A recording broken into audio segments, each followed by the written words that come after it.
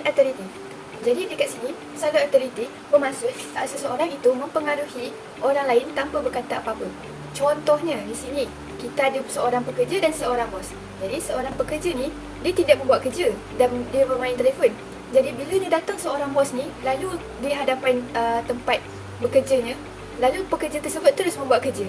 Kenapa? Sebab apabila hadirnya seorang bos ini, dia dah memberi satu arahan walaupun tanpa memberi arahan. Jadi bila dia dah hadir bos, dia tahu apa kerja yang dia perlu buat. Jadi dia terus menyambung kerja yang dia dah lakukan. Assertiveness. Jadi assertiveness ni membawa maksud seseorang tu menggunakan kuasa yang sah untuk mempengaruhi orang lain. Contohnya macam sentiasa memperingatkan seseorang bawahan dia. Jadi dekat sini kita memberi contoh seorang pekerja dan seorang bos. Seorang pekerja dia tidak membuat kerja. Dia membuat kerja tetapi sering lengah-lengahkan kerjanya. Jadi dia buat. Tapi satu ketika dia berhenti membuat kerja tersebut dan melengahkan masa dia. Jadi seorang bos ini melihat kerjanya masih tidak diselesaikan. Jadi seorang bos itu terus memperingatkan dia untuk membuat kerja. Jadi dia pun menyambung kerja yang dia telah dibuat. Jadi seorang bos ni sering memperingatkan pekerja dia untuk membuat kerja.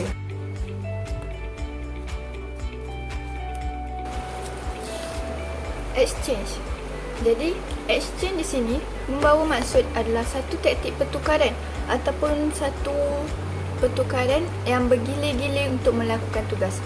Jadi dia ada satu perjanjian untuk mendapatkan faedah kedua-dua belah pihak. Jadi dekat sini saya membawa contoh seperti seorang pekerja dan seorang majikan, seorang bos. Jadi dekat sini pekerjanya ingin meminta cuti, tetapi majikan ni tidak memberi balas cuti tersebut. Jadi pekerja dia membuat satu perjanjian bahawa apabila bos dia memberikan cuti, dia pasti akan memberi dan menghasilkan kerja yang paling baik dan bagus, menghasilkan kerja yang bagus. Jadi bos dia pun bersetuju dan memberi dia cuti. Jadi dekat sini dulu membawa faedah masing-masing. Ingratiation. Jadi ingratiation ni membawa maksud seseorang tersebut memberikan penekanan untuk mendapatkan seseorang tersebut dalam satu keadaan yang baik, dalam mood yang baik. Jadi dekat sini, sebelum kita nak buat permintaan dekat seseorang tu, kita perlulah membuat baik, bermesra dengan orang tersebut. Seperti kita boleh menggunakan perkataan-perkataan yang baik, memuji, membodek dekat situ. Jadi mungkin taktik tersebut akan memberikan seseorang itu untuk memberikannya ataupun mendengar katanya. Contohnya dekat sini kita ambil seorang bos dan seorang pekerja. Jadi seorang bos dan seorang pekerja. Okey, jadi pekerja dia ingin mengurangkan kerjanya. Jadi bos dia jadi pekerja dia akan membuat bos dia berasa dalam keadaan yang baik, selesa dahulu sebelum meminta sesuatu perkara dekat bos dia.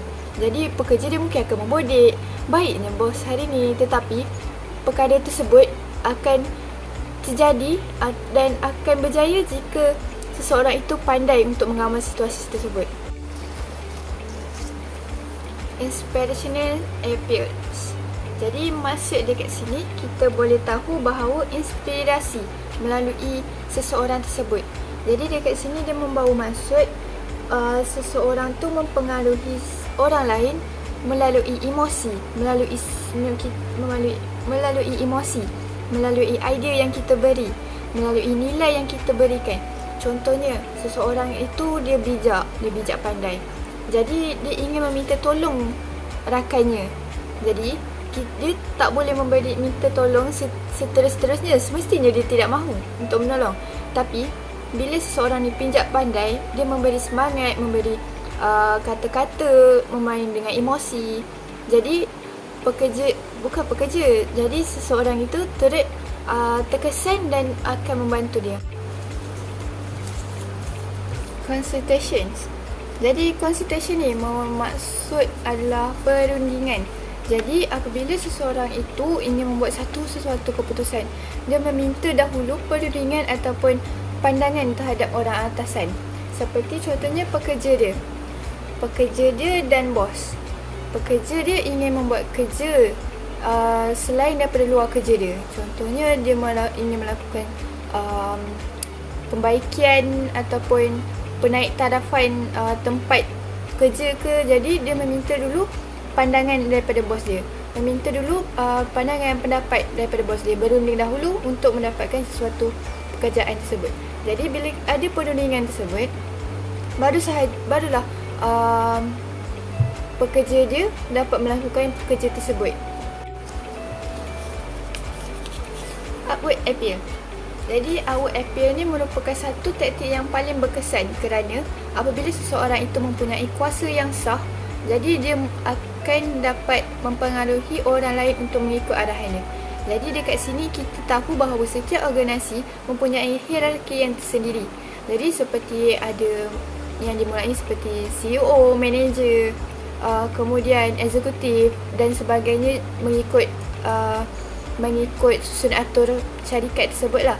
Jadi dekat sini menunjukkan bahawa seorang bos dia akan mempengaruhi seseorang pekerja dia melalui kuasa yang dia ada. Jadi pekerja dia tidak dapat melarikan diri untuk mengikut arahan dia sebab dia mempunyai kuasa yang sah. Coalition formation. Jadi coalition formation ni dia membawa maksud seseorang itu dia bergabung dan mempunyai satu gabungan kerjasama yang membawa kepada matlamat yang sama. Jadi dekat sini kita tahu seseorang tu dia minta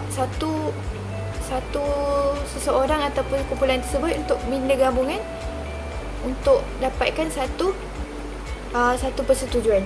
Jadi contoh dia dekat sini kita ambil contoh seseorang ini ada idea baru dan untuk memberikan tahu kepada majikan dia kan. Contohnya dari segi strategi pemasaran. Jadi dia ada satu strategi baru untuk pemasaran seseorang ni. Jadi dia ajak seseorang dan rakan-rakan dia satu kumpulan untuk mereka pergi berjumpa dengan majikan dia orang dan mengemukakan cadangan ataupun inovasi yang diberikan. Mungkin kalau seorang bos dia mungkin tidak percaya, jadi mereka mengambil keputusan untuk bekerjasama. Jadi mereka mempunyai satu matlamat yang samalah untuk meningkatkan satu perniagaan tersebut dalam pemasaran.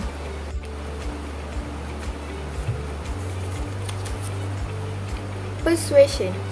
Jadi persuasion ni membawa maksud keupayaan seseorang tersebut untuk mengemukakan fakta ataupun hujah logik, emosi, sikap ataupun tingkah laku bergantung kepada ciri-ciri seseorang itu. Contohnya dia menggunakan ciri memujuk seseorang itu untuk mendapatkan bantuan ataupun untuk dia membantu melakukan kerja tersebut, taktik tersebut. Okey, sebagai contoh dekat sini kita berikan seorang pekerja dengan pekerja. Jadi mereka merupakan satu rakan kerja satu tempat. Jadi seorang rakan dia ingin meminta kawannya untuk membantu buat kerja dia yang tidak selesai lagi. Jadi dekat sini dia tidak boleh terus mengarah rakannya untuk membuat kerja dia, tetapi dia menggunakan taktik persuasion, iaitu seperti contoh yang kita boleh ambil adalah seperti ciri-ciri yang memujuk. Contohnya untuk lakukan kerja dia. Jadi tamatlah 9 taktik influence power yang kita dah dibincangkan. Jadi adakah anda menggunakan semua taktik tersebut?